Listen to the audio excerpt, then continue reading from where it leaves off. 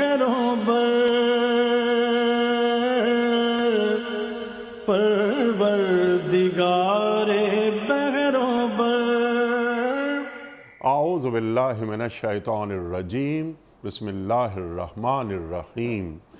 ان اللہ وملائکتہ یصلون علی النبی یا ایہا الذین آمنوا صلوا علیہ وسلموا تسلیما.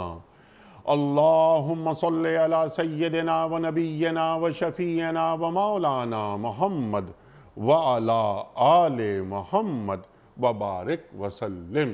محترم خواتین و حضرات، السلام علیکم. پیام صبح کے ساتھ ایک بار پھر حاضر میں ہوں آپ کا میزبان انیق احمد. جمعہ اور ہفتہ سوال و جواب کے لیے ہوتے ہیں، آپ اور ہم جانتے ہیں. ان دو دنوں میں ہم اپنے معزز مہمان سے قرآن کریم کی کسی آیت پر بات نہیں کرواتے، بلکہ آپ کی جانب سے آئے ہوئے سوالات رکھتے ہیں ان کی خدمت میں اور ان سے حاصل کرتے ہیں قرآن و سنت کی روشنی میں اپنے لیے رہنمائی. پیر، منگل، بدھ اور جمعرات قرآن کریم کے مختلف آیات پر بات ہوتی ہے. آج ہم نے جس معزز مہمان کو زحمت دی ہے، ہمارے ملک کا ایک جانا مانا نام ہے، بہت محبوب اور مقبول نام. جب بھی تشریف لاتے ہیں ہم ان سے سیکھتے ہیں. محترم مفتی منیب الرحمان صاحب. خواتین و حضرات، کچھ سوالات جو آپ کی طرف سے آتے ہیں ہمارے پاس، ان کے علاوہ کچھ سوالات ہم ریکارڈ بھی کرتے ہیں پاکستان کے مختلف شہروں میں کھڑے ہو کر. ان سوالات کو بھی ہم پیش کرتے ہیں مفتی صاحب کی خدمت میں. مفتی منیب الرحمان صاحب کو خوش آمدید کہتے ہوئے پروگرام کا آغاز اللہ تعالیٰ کے بابرکت نام سے سورہ نبا اور آیات 17، 18، 19 اور 20. اعوذ باللہ من الشیطان الرجیم. بسم اللہ الرحمن الرحیم. ان یوم الفصل کان میقاتا یوم ينفخ في الصور فتأتون أفواجا وفتحت السماء فكانت أبوابا وسيرت الجبال فكانت سرابا. صدق اللہ العظیم. بے شک فیصلے کا دن ایک مقرر وقت ہے جس روز سور میں پھونک ماری جائے گی. تم فوج در فوج نکل آؤ گے اور آسمان کھول دیا جائے گا حتیٰ کہ وہ دروازے ہی دروازے بن کر رہ جائے گا اور پہاڑ چلائے جائیں گے یہاں تک کہ وہ سراب ہو جائیں گے. صدق اللہ العظیم. محترم مفتی منیب الرحمان صاحب کی خدمت میں پہلا سوال محمد سعد صاحب کراچی سے. ان کا سوال یہ ہے کہ مفتی صاحب، کہا جاتا ہے کہ خودکشی حرام ہے، تو کیا خودکشی کرنے والے کی نماز جنازہ ہوگی یا نہیں؟ بسم اللہ الرحمن الرحیم. نحمده ونصلي ونسلم على رسوله الكريم سیدنا و مولانا محمد اللہم صلی علی وعلى آلہ وصحبہ اجمعین. انیق صاحب، بنیادی اسلامی اصول یہ ہے کہ انسان اپنی جان اور اپنے مال کا مالک حقیقی نہیں ہے، بلکہ یہ نعمت حیات، نعمت صحت، نعمت علم، نعمت جاہ و منصب، نعمت مال و دولت، یہ اللہ تعالیٰ کا انعام ہے، اس کی عطا ہے. اس کا کرم ہے۔ اللہ تعالیٰ نے ہمیں یہ نعمت جان، نعمت وجود استعمال کے لیے، تصرف کے لیے with certain conditions، یعنی طے شدہ شرائط کے مطابق، جیسا کہ قرآن کریم میں فرمایا وَمَا خَلَقْتُ الْجِنَّ وَالْإِنسَ إِلَّا لِيَعْبُدُونَ، کہ ہم نے، اللہ فرماتا ہے کہ میں نے جنوں کو اور انسانوں کو اس لیے پیدا کیا تاکہ وہ میری عبادت کریں، میری معرفت حاصل کریں۔ یہ بھی فرمایا کہ لا تقتلوا انفسکم، اپنی جان کو تلف نہ کرو، قتل نہ کرو، ولا تلقوا بأیدیکم الی التہلکہ، اپنے ہاتھوں اپنے آپ کو ہلاکت میں نہ ڈالو، کیونکہ یہ وجود، یہ جان تمہارے تصرف و استعمال میں دی گئی ہے، مالکانہ حقوق کے ساتھ نہیں دی گئی کہ تم جب چاہو اسے اسپائل کر دو، اسے ختم کر دو، اسے تباہ کر دو۔ اس لیے خودکشی کرنا یعنی اپنی جان کو اپنے ہاتھوں سے، اپنی مرضی سے تلف کر دینا، اس کی اسلام میں اجازت نہیں ہے، خواہ کوئی پہاڑ کی بلندی سے یا بلند بالا عمارت و مینار سے چھلانگ لگا دے، خواہ وہ پانی میں چھلانگ لگا کر ڈوب جائے، آگ میں چھلانگ لگا دے، زہر پی کر مر جائے، جیسے آج کل ہوتا ہے کہ اپنے آپ کو کن پٹی پہ گولی رکھ کر اب موت سے ہم کنار کر دے، یہ تمام صورتیں شریعت میں حرام ہیں۔ چنانچہ رسول اللہ صلی اللہ علیہ وآلہ وسلم نے حدیث پاک میں فرمایا کہ جو اپنے پیٹ میں چھرا گھوم کر، خنجر گھوم کر اپنے آپ کو ہلاک کرے گا تو وہ قیامت میں مسلسل اسی عذاب میں مبتلا ہوگا کہ اپنے آپ کو خنجر مار کر ہلاک کرے گا، پھر حیات ملے گی، پھر ہلاک کرے گا، پھر حیات ملے گی، پھر ہلاک کرے گا، وہ اسی کرب میں مبتلا ہوگا۔ جو زہر پی کر اپنے آپ کو ہلاک کرے گا تو وہ بھی اسی کرب میں مبتلا ہوگا، اور یہ صورت سزا مسلسل جاری رہے گی کہ زہر پیے گا، اس کا وجود کٹ کٹ کر ختم ہوگا اور وہ مر جائے گا، پھر زندگی آئے گی، پھر زہر پیے گا، پھر مرے گا، پھر زندگی آئے گی، اس کرب میں مبتلا ہوگا۔ فرمایا کہ جو اپنے آپ کو کسی بلند پہاڑ سے گرا کر ہلاک کرے گا وہ جہنم کی وادیوں میں اسی طرح سے لڑکتا چلا جائے گا، اور یہ کیفیت عذاب اس پر جاری و ساری رہے گی۔ لہذا خودکشی کرنا یہ حرام ہے، اپنی موت کو حرام کرنا ہے، اور اپنے آپ کو جہنم کے عذاب کا حقدار بنانا ہے۔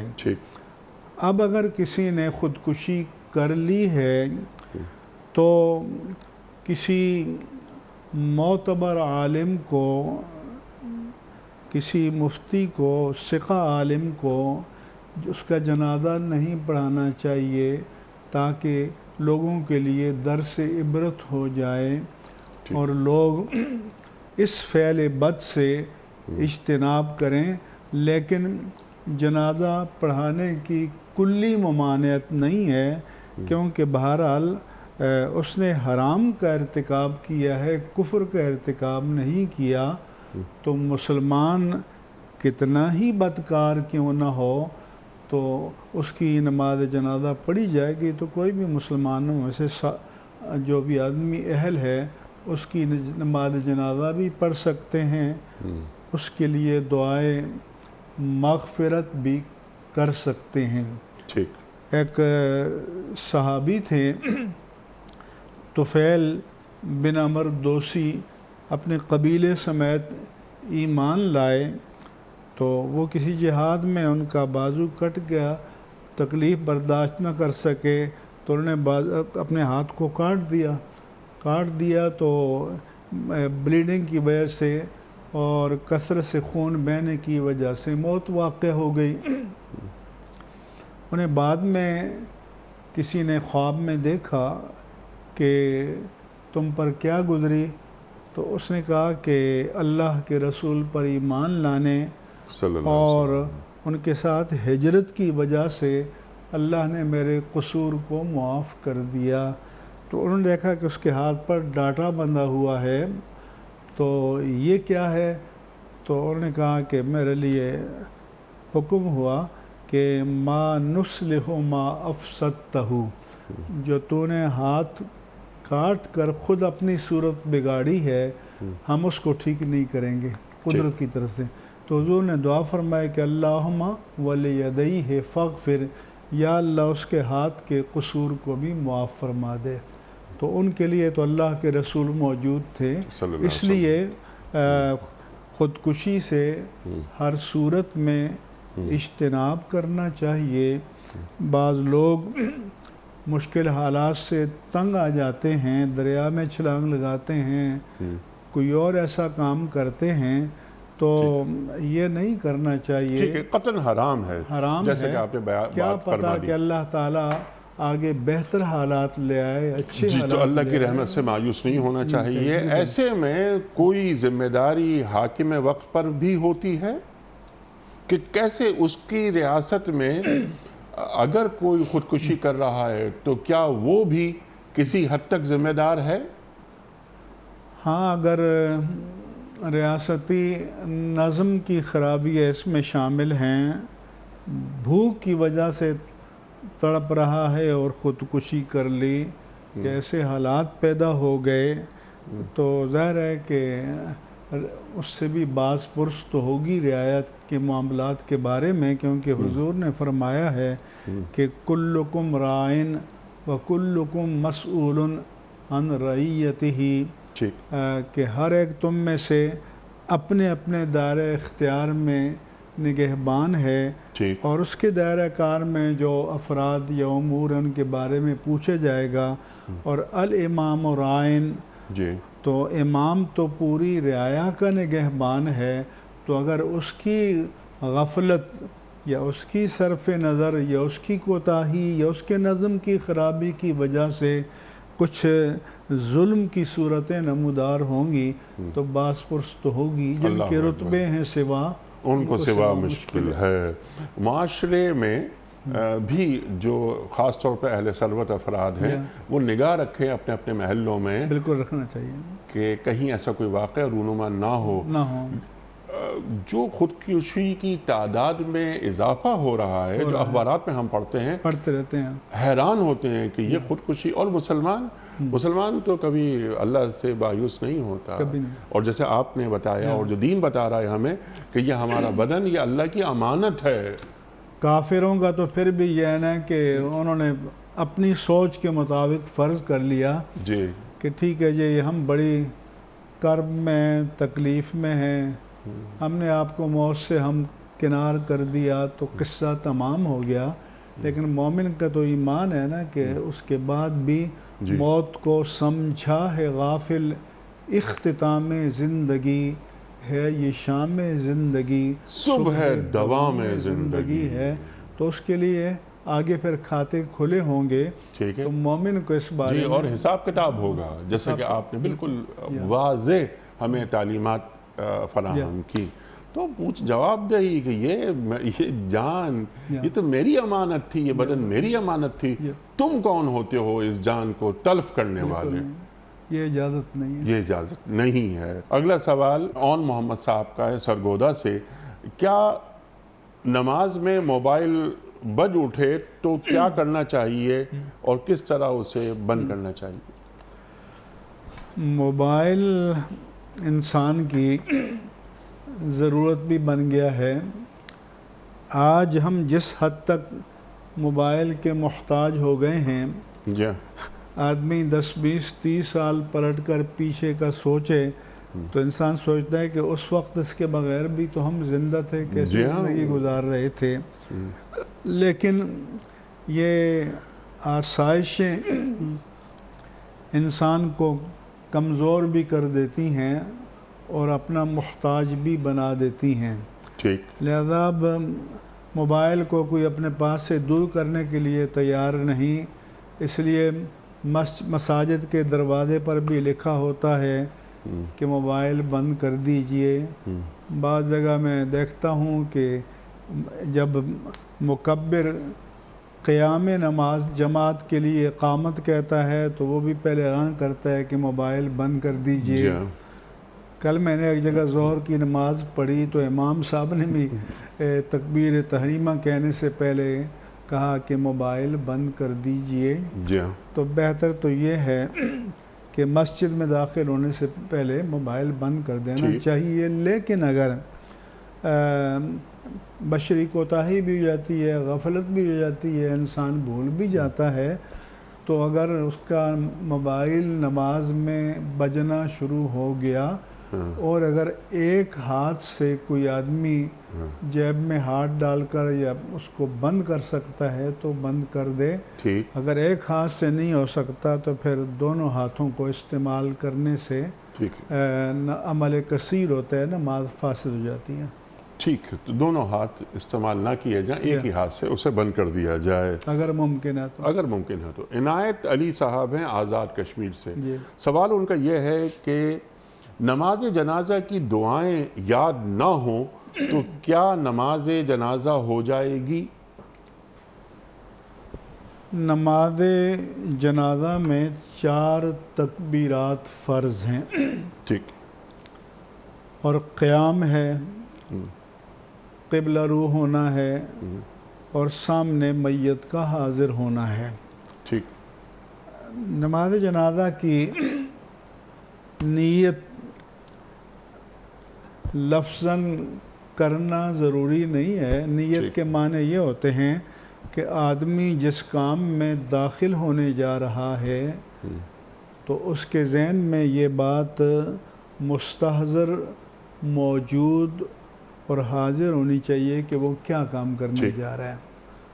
لہذا جب نیت کر کے پہلی تکبیر کہے گا اللہ اکبر، تو اس کے بعد ثنا پڑھتے ہیں جیسا کہ نماز میں سبحانک اللہم۔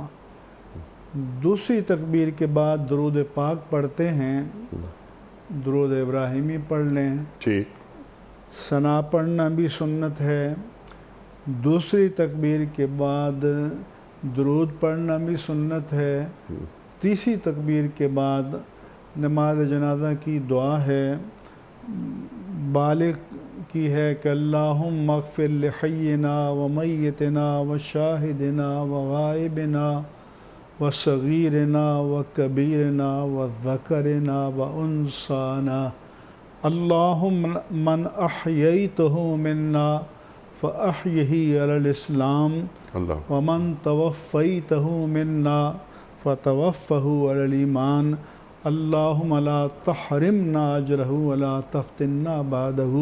یہ ہمارے عام طور پر ہوتی ہے، اور بہت ساری دعائیں ہیں، منقول ہیں، چاہے تو ایک سے زیادہ دعائیں بھی پڑھی جا سکتی ہیں، اور یہ لوگوں کی سہولت اور برداشت کو دیکھنا ہوتا ہے۔ پھر چوتھی تکبیر کے بعد ہاتھ چھوڑ کر دونوں طرف سلام پھیر دیں۔ ضمناً یہ مسئلہ بھی بتا دوں کہ اگر کوئی شخص آیا تو پہلی تکبیر کہی جا چکی تھی تو وہ رک جائے اور دوسری تکبیر میں امام کے ساتھ شامل ہو جائے. جب امام چوتھی تکبیر کہے تو وہ ایک تکبیر اور اللہ اکبر کہہ کر سلام پھیر دے. 2 تکبیریں چھوٹ گئی ہیں تو پھر تیسری تکبیر میں شامل ہو جائے اور پھر جب امام فارغ ہو تو 2 تکبیریں کہہ کر سلام پھیر دے. علی ھذا القیاس. جو سوال ہے کہ اگر وہ دعا یاد نہیں ہے، ثنا تو عام طور پر یاد ہوتی ہے، درود بھی ہوتا ہے، تو پھر کوئی بھی دعا پڑھ لیں. اللہم ربنا آتنا فی الدنیا حسنہ وفی الآخرۃ حسنہ وقنا عذاب النار رب اجعلنی مقیم الصلاۃ ومن ذریتی ربنا وتقبل دعا ربنا اغفر لی ولوالدی وللمؤمنین یوم یقوم الحساب. یہ بھی نہ ہو تو اللہم اغفرہ وارحمہ واعف عنہ. انہی کلمات کو ریپیٹ کر اللہم اغفرہ وارحمہ واعف عنہ. تو جو بھی کلمات دعا آخرت سے متعلق ہوں، یاد ہوں تو وہ پڑھ لے. لیکن کسی کو کچھ بھی نہیں آتا مگر امام کے ساتھ شامل ہے، تکبیریں کہیں ہیں، تو بچے کی جو دعا ہے وہ الگ ہے تیسری تکبیر کے بعد. کہ لڑکا ہے تو اللہم اجعلہ لنا فرطن واجعلہ لنا اجرن وذخرن واجعلہ لنا شافعا ومشفعا.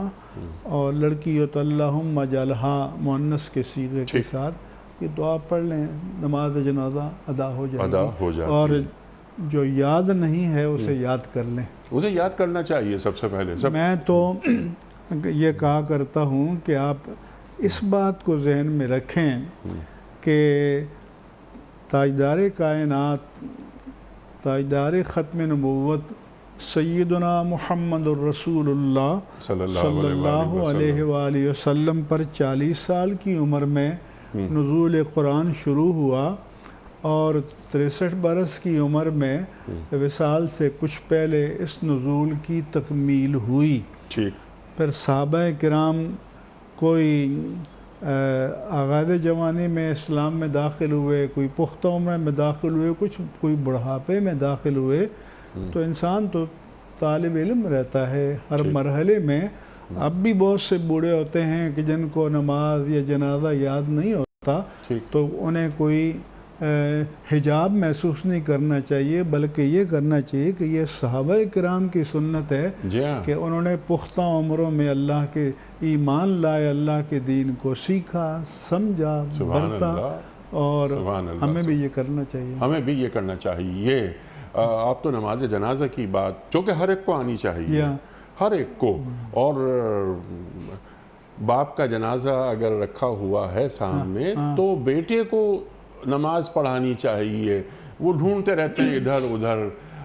مفتی صاحب افسوسناک بات یہ ہے جو آپ بات فرما رہے تھے، ابھی پچھلے دنوں کا واقعہ ہے کہ ایم پی اے ہمارے وہ دوست ہیں، ان سے نماز ہو رہی تھی اور نماز کا وقت ہو گیا. اب نماز تو میں درخواست کی ان سے کہ تکبیر کہی ہے. ان کو نہیں پتا تھا تکبیر کیا ہوتی ہے. حیران ہو گیا میں نے کہا اس آدمی کو یہ بھی نہیں معلوم. بھائی ایک دو تو ہمارے بڑے لرنڈ بیرسٹر، ان کو قل هو اللہ احد نہیں آئی. جی ہاں، یہ ایک دوسرے منسٹر تھے، ان کو نہیں آئی. یہ ہے یعنی دین ترجیحات میں کتنا ہے، اس سے بات واضح ہو جاتی ہے. ویسے کیا بات ہے، اللہ اکبر، دین پہ جان قربان ہے. لیکن یہ یعنی قرآن کریم کی آیات سورہ اخلاص صحیح نہیں پڑھ سکے. اللہ اکبر، کیا یہ ہے. ایک سے زائد یہ لوگ منسٹر جو ہیں، جی وہ کئی مرتبہ یہ ہوا. لیکن جیسے آپ نے، کیونکہ ہم بائی اینڈ لارج یہ بات کر رہے ہیں کہ ہمیں یعنی ہر شخص کو نماز جنازہ پڑھنے کا طریقہ آنا چاہیے، ہر مسلمان کو. پوری نماز جنازہ. جی ہاں، نماز تو فرائض میں ہے. سبحان اللہ. مفتی صاحب کچھ ویڈیو کوئسچنز آپ کی خدمت میں، پھر یہاں کچھ سوالات مزید رکھیں گے. مفتی صاحب کی خدمت میں سوال. بردگار بہروں بر مفتی صاحب میرا سوال یہ ہے کہ مسجد کے پانی کو گھر کے استعمال میں لایا جا سکتا ہے؟ اس کا تفصیلی جواب دیجیے۔ میں سوچ رہا ہوں کہ اس میں تفصیل کی کیا ضرورت ہے؟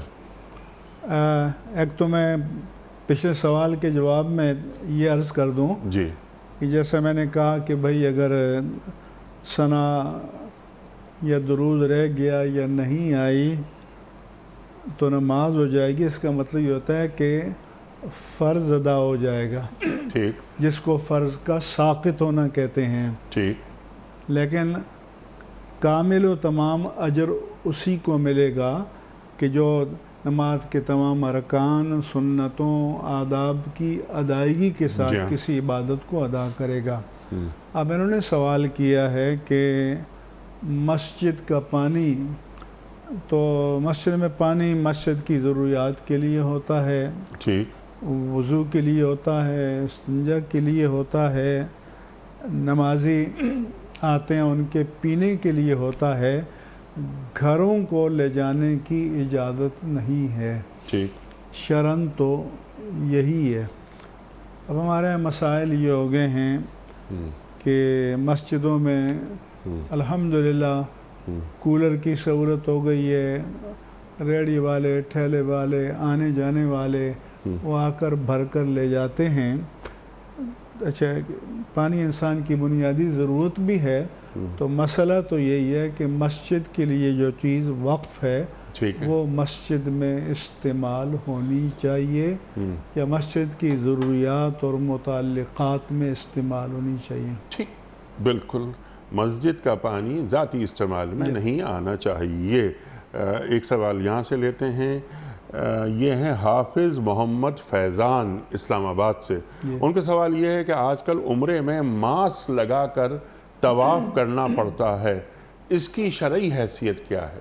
عذر دو طرح سے ہوتے ہیں، ایک تو من جہت اللہ، جی، اللہ کی طرف سے کوئی صورتحال نمودار ہو گئی، ٹھیک، اس میں انسان بے بس ہے، ایک بندوں کی جانب سے ہو جاتی ہے۔ اب یہ جو ماسک کا پہننا ہے، ظاہر ہے کہ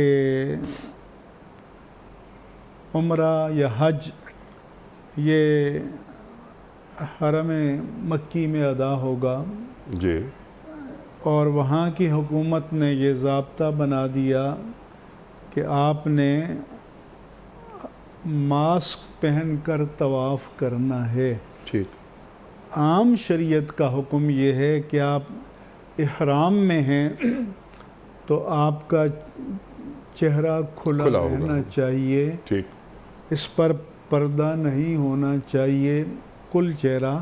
اب ماسک میں چہرے کا کچھ حصہ ظاہر ہے کہ وہ مستور ہو جاتا ہے اور وہ انسان کے اختیار میں نہیں ہے، تو حالت اضطرار میں عبادت ادا ہو جاتی ہے، لیکن برسبیل احتیاط ہم مشورہ یہ دیتے ہیں کہ اگر 12 گھنٹے گزر گئے ہیں اس ماسک کو پہنے ہوئے تو پھر آپ دم دے دیں، اور اگر اس سے کم چند گھنٹے گزرے ہیں تو کچھ صدقہ دے دیں، مثلا 2-4 کلو گندم دے دیں، کھجور دے دیں، اس حساب سے۔ اگر 12 گھنٹے یا اس سے زائد ہیں تو پھر دم دے دیں۔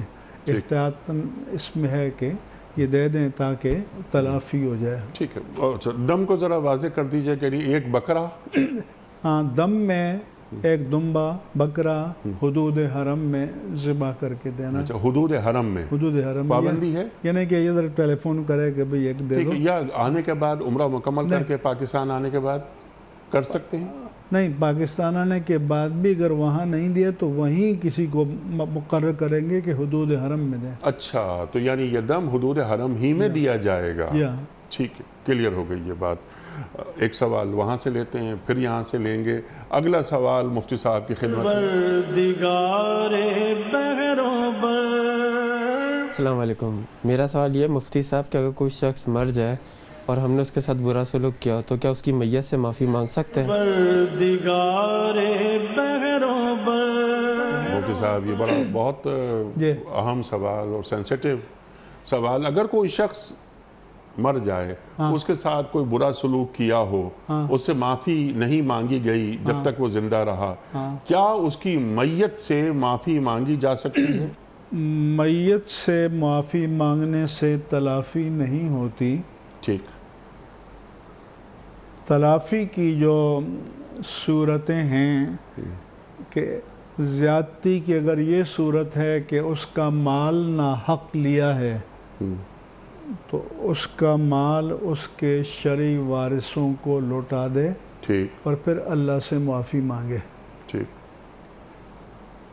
اگر مال اس کا تلف نہیں کیا, کوئی اور قصور کیا ہے, غیبت کی ہے, کوئی اذیت و آزار پہنچایا ہے, نقصان پہنچایا ہے, جی تو اللہ سے معافی مانگے اور اس کے لیے دعائے مغفرت کرے.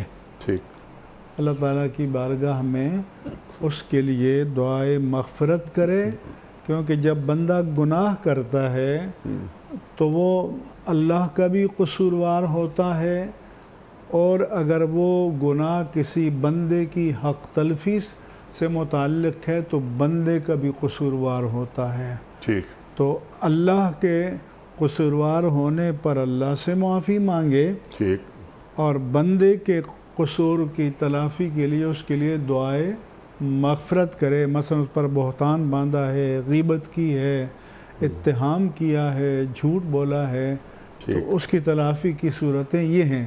لیکن اگر معاملات مالی حقوق سے متعلق ہیں تو پھر صرف زبانی معافی کافی نہیں ہوگی, بلکہ پھر وہ اس کا جتنا مالی نقصان پہنچایا یا جو اس کا مال ناحق لیا ہے یا قرض لے کر واپس نہیں کیا تو وہ اس کے شرعی وارثوں کو لوٹا دے. اگر شرعی وارث موجود نہ ہوں تو کیا مال صدقہ کریں؟ ہاں, اگر شرعی وارث تلاش کے باوجود نہیں ملے تو پھر وہ اس کو ثواب پہنچانے کی نیت سے وہ مال صدقہ کر دے فقراء پر, اور نیت یہ رکھے کہ اگر کل کہیں اس کا کوئی جائز وارث آ گیا اور اس کے پاس حیثیت ہوئی تو اس کو ادا کر دے گا. اس کو ادا کر دے گا صدقہ کرنے کے باوجود میاں کر دے گا. اچھا, تو صدقہ کر لینے کے بعد ایسا نہیں ہوتا کہ وہ نمٹ گیا. بس اگر کوئی بھی وارث نہیں آیا تو فارغ ہو گیا, پھر بھی اللہ سے معافی مانگی نہیں. ٹھیک ہے. حق تلفی کی معافی تو اللہ پاک سے ضرور مانگے, اس کے لیے دعائیں مغفرت بھی کرے, اور چونکہ مالی مسئلہ ہے تو اس کی تلافی کے لیے وہ مال اپنی ملک سے نکالے. اپنی ملک سے نکال دیا اس نے, لیکن اس کے جب اس نے مال اپنی ملک سے نکال دیا, یعنی صدقہ کر دیا, اس کے بعد اس کا شرعی وارث مثال کے طور پر اس کا بیٹا اس کے اصالہ ثواب کے لیے صدقہ کرے, لیکن اگر اس کا کوئی شرعی وارث آ گیا تو کوشش کرے کہ اس کو وہ اس کی حیثیت ہے دے سکتے ہے تو دے دے, وہ جو خرچ کیا اس کا بھی ثواب مل جائے گا, کوئی اس کا بھی ثواب ملے گا. محمد احسن صاحب ہیں لاہور سے, سوال ان کا یہ ہے کہ سجدہ تلاوت کا طریقہ کیا ہے اور فوراً کرنا ضروری ہے یا ہم بعد میں بھی کر سکتے ہیں؟ سجدہ تلاوت کا طریقہ اور آداب یہ ہیں کہ جب سجدہ تلاوت پڑھ لی, آیت سجدہ پڑھ لی, تو افضل یہ ہے کہ کھڑا ہو جائے, قرآن مجید کو رکھ لے ادب سے, اللہ اکبر کہہ کر سجدے میں جائے, سجدے کی جتنی بھی تسبیحات توفیق ہو 3 5 7 پڑھ لے, پھر اللہ اکبر کہہ کر اٹھ جائے, سلام پھیرنے کی ضرورت نہیں ہے. ٹھیک. یہ واجب ہے اور واجب ادا ہو جائے گا. ٹھیک. اگر بر وقت ادا نہیں کیا تو پھر تلاوت سے فارغ ہو کر ادا کر دے. ٹھیک. اگر کسی نے اول تاخیر قرآن مجید ختم کر لیا ہے، 14 آیات سجدہ ہیں، ٹھیک، اور تلاوت کے سجدے ادا نہیں کیے تو پھر ایک ساتھ 14 سجدے ادا کر دے۔ اسی طریقے سے، اسی طریقے سے یعنی کہ ایک سجدہ کیا، اس کے بعد پھر کھڑے ہوئے، کھڑے ہو کر پھر دوسرا کیا، پھر کھڑے ہوئے، یہ یعنی بیٹھے، یعنی پہلا سجدہ کیا، بیٹھ کر کریں گے تو سجدہ ہو جائے گا۔ افضل یہ ہے کہ کھڑے ہو کر، یعنی ہر سجدے میں کھڑا ہونا ضروری ہے۔ بیٹھے ہوئے بھی کرے گا تو سجدہ ادا ہو جائے گا، لیکن آداب میں سے یہ ہے، افضل یہ ہے کہ کھڑا ہو پہلے وہ، اس کے بعد سجدہ کرے، یہ آداب۔ نماز میں بھی ہم کھڑے ہو کر سجدے میں جاتے ہیں۔ ٹھیک، بالکل ٹھیک ہے۔ اگلا سوال مفتی صاحب کی خدمت میں۔ السلام علیکم مفتی صاحب، میرا سوال یہ ہے کہ ایک شخص نے امانت رکھوائی، اب اس کا انتقال ہو گیا، اب اس کی امانت کا اصلی وارث کون ہوگا؟ اس امانت کے وارث اس کے شرعی ورثاء ہوں گے۔ ٹھیک ہے۔ بعض لوگ خود فیصلہ کر لیتے ہیں کہ میں اس کے ایصال ثواب کے لیے مسجد میں دے دوں، وہ تو ایسے لوگ ہیں، وہ تو ویسے لوگ ہیں، میں یہ کر دوں، تو دوسرے کے مال میں آپ کو تصرف کرنے کا حق نہیں ہے۔ اس کے انتقال کے ساتھ ہی اس کے مال کی ملکیت اس کے وارثوں کو منتقل ہو جاتی ہے اور وہ مال اس کے شرعی وارثوں کو لوٹا دے۔ ٹھیک، بالکل صحیح۔ اور جیسے پچھلا سوال آیا تھا کہ اگر شرعی وارث موجود نہیں ہیں تو وہ رقم صدقہ کر، تلاش کے باوجود شرعی وارث دستیاب نہیں ہوئے تو اس کے ایصال ثواب کی نیت سے صدقہ کر دیا جائے۔ محمد احمد صاحب ہیں جھنگ سے، ان کا سوال یہ ہے کہ مفتی صاحب، حدیث میں آیا ہے سرکار دو عالم صلی اللہ علیہ وآلہ وسلم نے ایسی میت کی نماز جنازہ نہیں پڑھائی جس پر قرض تھا، تو کیا مقروض کی نماز جنازہ ادا کی جائے گی؟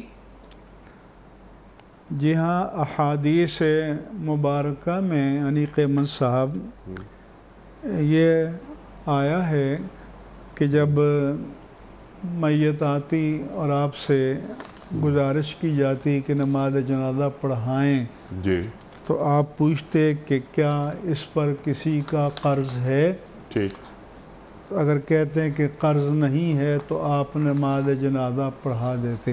ٹھیک، اگر میت آتی آپ پوچھتے کہ اس پر کوئی قرض ہے، وہ بتاتے کہ اس پر قرض ہے، اس نے کوئی مال چھوڑا ہے، وہ بتاتے کہ چھوڑے، حدیث میں آیا کہ بھئی بتایا گیا کہ 3 دینار چھوڑے ہیں، تو آپ نے اس کی نماز جنازہ پڑھا دی، یعنی غالباً اس کا قرض ان 3 دینار سونے کے ہوتے تھے، اس کے اندر ہوگا کہ اس سے اس کا قرض ادا ہو جائے گا۔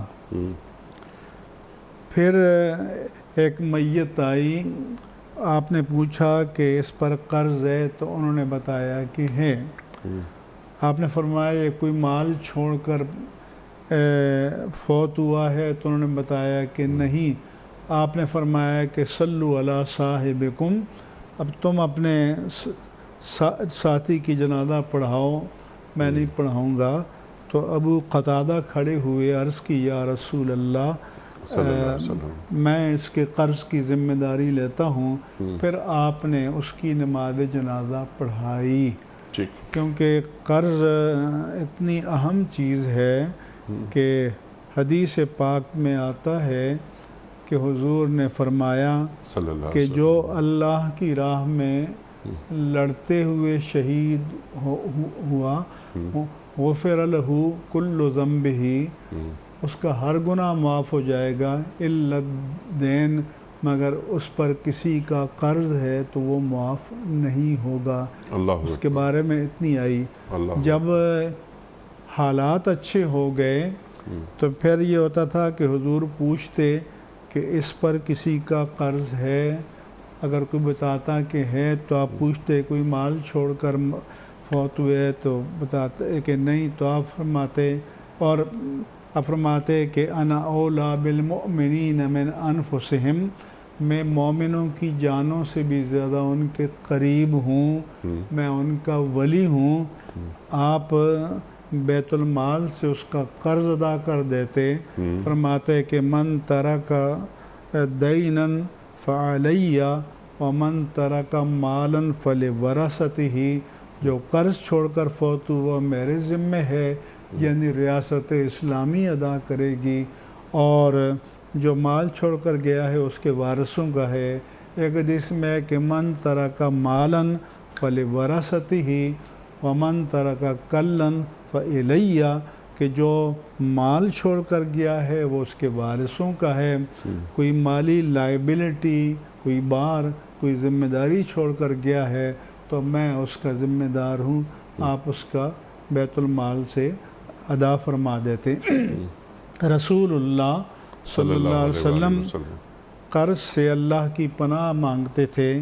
بعض اوقات آپ دعا مانگتے کہ اللہم نعوذک من الجبن والعجل والکسل، اور پھر من ضلع الدین، کہ یا اللہ میں قرض کے غلبے سے تیری پناہ چاہتا ہوں۔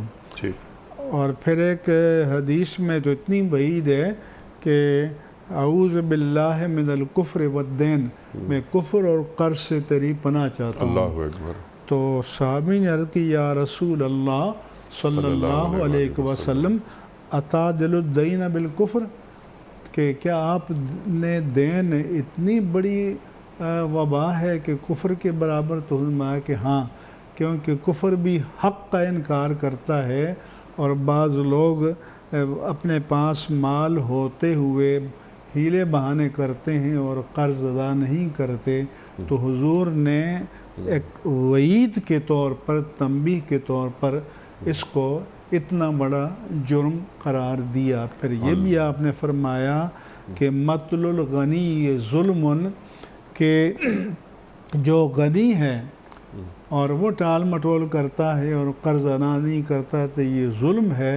پھر آپ نے فرمایا کہ لی الواجد یحل ارضہ وعقوبتہ، کہ جو حیثیت رکھتا ہے اور قرض ادا کرنے میں ٹال مٹول کرتا ہے تو اپنی آبرو کو حلال کر دیتا ہے، اپنی سزا کو حلال کر دیتا ہے۔ کہاں آج معاشروں میں آبرو حلال ہوتی ہے؟ وہ تو دندناتے پھرتے ہیں، اور بعض اوقات تو ہم یہ بھی دیکھتے ہیں اسی شہر میں، کراچی میں، ایسے لوگ جو لوگوں کے پیسے مار لیتے ہیں، قرض لے لیتے ہیں، ان کی نمازیں بھی قضا نہیں ہوتی، اور وہ ان کی نماز کوئی اگر چھوٹ رہی ہو دوڑتے ہوئے جاتے ہیں۔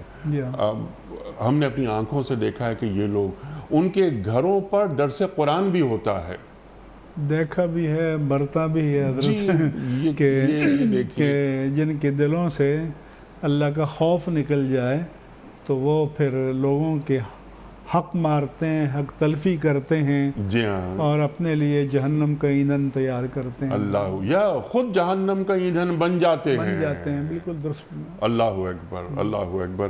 حیرانی ہوتی ہے اس بات پر کبھی کبھار۔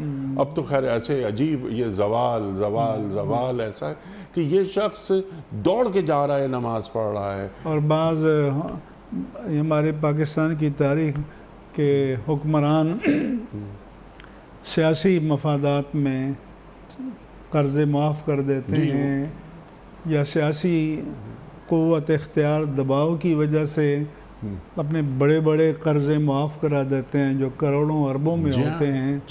یہ بہت بڑی زیادتی، جی بہت بڑی زیادتی ہے، ظلم ہے، بہت بڑا گناہ ہے۔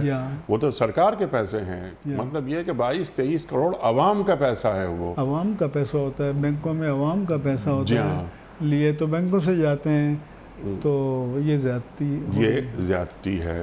مفتی صاحب میں آپ کا بڑا شکر گزار، بڑا ممنون آپ تشریف لائے۔ خواتین و حضرات، جمعہ اور ہفتہ 2 دن سوال و جواب کے لیے ہیں، پیر، منگل، بدھ اور جمعرات، یہ 4 دن ہم قرآن کریم کی مختلف آیات، منتخب آیات پر بات کرواتے ہیں، اپنے ملک کے ممتاز علماء سے سیکھتے ہیں کہ قرآن کریم ہم سے کیا مخاطبت فرما رہا ہے۔ قرآن کریم ہمیں کیسا دیکھنا چاہ رہا ہے اور قرآن کریم ہمیں کہاں دیکھنا چاہ رہا ہے۔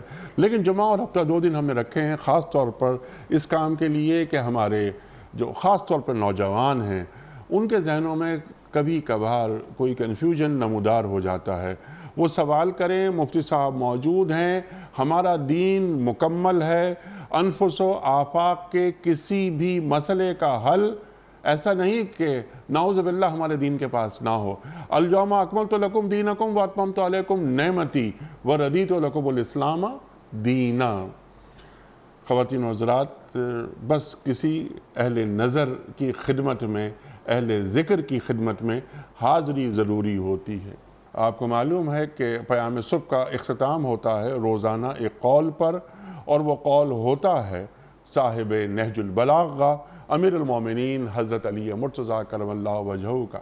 آپ فرماتے ہیں کہ کسی سوال کا جواب معلوم نہ ہو تو لا علمی کا اظہار کر دینا نصف علم ہے۔ کسی سوال کا جواب معلوم نہ ہو تو لا علمی کا اظہار کر دینا نصف علم ہے۔ سبحان اللہ سبحان اللہ۔ اپنے میزبان انیق احمد کو کل تک کے لیے اجازت دیجیے۔ خدا حافظ۔